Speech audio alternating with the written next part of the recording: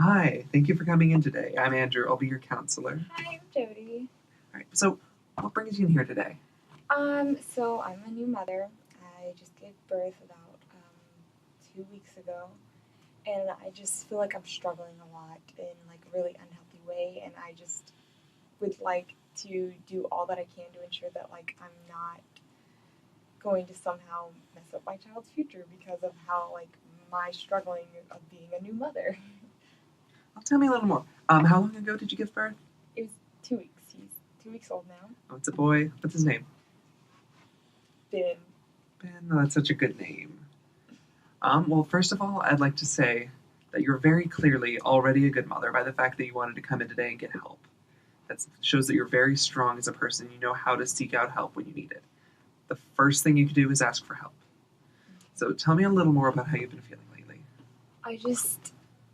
I guess the main feeling I've been feeling is like guilty that I'm not being the best parent I can be because I get angry at like not necessarily him because it's not his fault he's crying because he's hungry or something, but like I'm feeling frustrated because every time I do like I change his diaper, I feel like he cries harder or like I'm doing something wrong and it's irritating him, and so I'm getting angry at myself for not doing it right, and it makes me feel like I'm guilty because I'm a bad parent and I'm angry at myself, and I'm feeling a little like isolated and helpless because my husband he works, so while I'm on maternity leave he's working for the both of us, so during the day it's just me, Ben, and there's not a lot of support. Like my parents live far away, his live far away.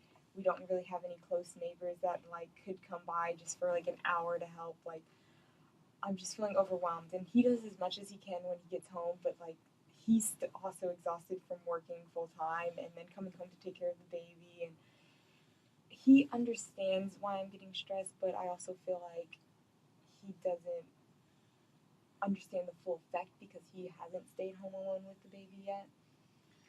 All right, well, let's get back to him in a minute. Let's go back to what it's like when you're alone with the baby. What does it look like when it's at its worst? He is screaming and crying because I'm not making his bottle fast enough, or because I am taking too long taking off his diaper, or I have to grab the diaper from upstairs and he doesn't want to sit there and wait, or he just got to sleep and then a car honks across the street and it wakes him up and it's just screaming, and I'm feeling helpless and I'm starting to cry, and I just Is it always that bad? Like what's normal? Like what's your usual level of frustration? I guess.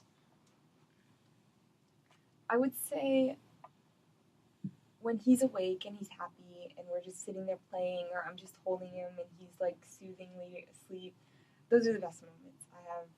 Feel like everything's gonna be okay. I'm gonna make it out.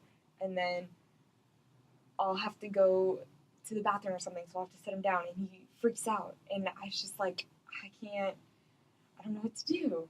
I can't take him to the bathroom with me. Well, I could, but like that could be dangerous, and I just, it's just like the small things. And then I feel like I'm stressing out a lot because I'm like, what if I'm not heating his bottles to the right temperature, or and there's bacteria and it's gonna make him sick, or what if I'm not washing them thoroughly and there's mold, because you see all these stories on TV, and like that's all I can do is sit there and watch daytime TV now, and there's always a new story about a mother doing something wrong, or There's always Judge Judy. Well, see, even there, like it shows how much you love your kid, that you care so much about all of these issues. And given how much you care, do you really think, yeah, every now and then you might trip up, but do you think you'll just encounter a problem you won't be able to get over? I don't know.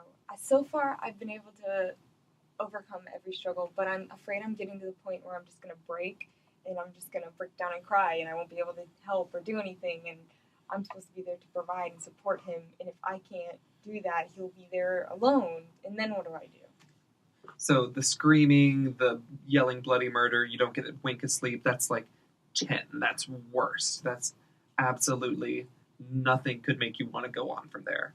But then there's, let's call it zero stress. That's when he's happy, he's sleeping, he's eating without complaint. But then there's, let's call it your 5. What's your 5? Is that when you try and get up to go to the bathroom and he starts crying? Yes. That's- I would say 5 are if, like, he just fed him and he is done with the bottle, but he doesn't realize that he's full yet. So it takes him, like, 5 minutes of just him, like, crying and squirming. But I'm like, I can't feed you anymore. Like, that's all you get until the next feeding time. So, you mentioned that your family lives far away, you know, husband's always at work, you know, do you have any other, like, things in your life that you consider support? Like, even the smallest things. Like you mentioned, watching TV is a way to sort of pass the time. What are your little supports? What are your big supports? Let's start with little. Like, things I do for myself or, like, support Either. system. I mean, I would say that right now, just like a tiny nap is all I want and is my support. I do have friends that, like, do come over to see him, but they also are working, and none of them have kids yet, so I don't think they understand completely the struggle. But when they do come by, it is like a load off my shoulders, and I feel like just the sense of having somebody else there makes me, like, more capable, because just in case, like, there is a backup there. Yeah, so you could be like, here, hold this, and then you get to go to the bathroom or, like, Exactly. take a micro nap. Exactly. And what's your husband's name? Michael. So, when Michael comes home, what's that like? Usually he would go change, obviously, from work, and then he'll take the baby so I can just do normal things like shower, just so I can take, like, 5 minutes to get out of the throw of clothes without worrying about the baby. And then usually we will, like, do something as a family, like go on a walk, or if it's the weather's too hot or too sunny for the baby, we'll sit outside on the covered porch just to calm down. And it's nice. I have somebody there, and then he starts working on, like, the next bottle, and we, like, make food together. If I'm too exhausted, he'll make food while I take a nap. So he's helpful, and it's so nice. But at the same time, he's also so exhausted, so there's only so much that he can do as well. And it's like we're both barely being one parent when we're together because we're both so exhausted. It still sounds like you're a pretty good team. Yes, yeah. It's not like we're a bad team. Like, when he's there, it's like 99% better. There is hardly an ever time when he's there, and it's just like complete madness. So him being there keeps you out of your, like, 10. Yes. Most stress. Yes, at most it will get to, like, the 5 stage. So he's that, like we talked about little supports, he's a big support. Yes, 100%. So, you know, little supports, big supports. You know, maybe we're building a bridge here to, like, a brighter future, if you'll forgive the corny metaphor. Do you see, like, an end in sight to the stress? Yes and no, because I know, like, logically, like, he will grow up and he will, like, there will be a point where he won't have to eat every 3 hours and I won't have to be, like, breastfeeding every 3 hours. But at the same time, it's like, that's months away. How do I get there? So how, like, can I last that long, you know? Well, like, let's say you went to sleep tonight and you woke up tomorrow and you never saw your 10 again. You were forever at 5 or below. Some magic thing happened and your problems are solved. What would that look like for you?